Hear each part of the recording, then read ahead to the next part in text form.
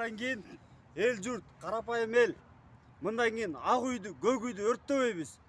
Булардын именно жеке үйлөрүнө барып туруп, требуйт кустурабыз. Бизнестерин бүт чукуйбуз.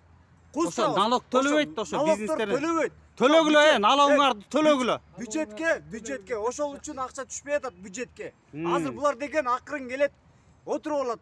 Мынакей миллион деген акчалары бар буяктачы. Биз билебиз кимдин каерде бизнеси бар экен, кимдин каерде кандай тармакта этаждарды канча 12 этаждарбы, 10 этаждарбы салып атат. Ошолордун баардыгын алыш керек.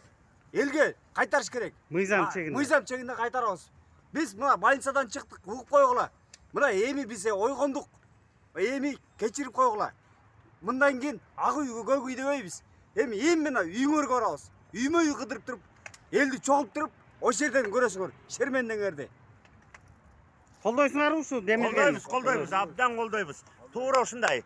Но айткан жаш бала айткандай, эми чындык эми акыйкатты орнотобуз. Акыйкаттык болбосо, так что добровольно бергиле. Добровольно эле бергиле. Ушул жерде каласыңар, ушул жакта жашайсыңар. Сөөгүңөр ушул жака көмүлөт акырычы. Көзүңөрдү ачкыла чоңураак.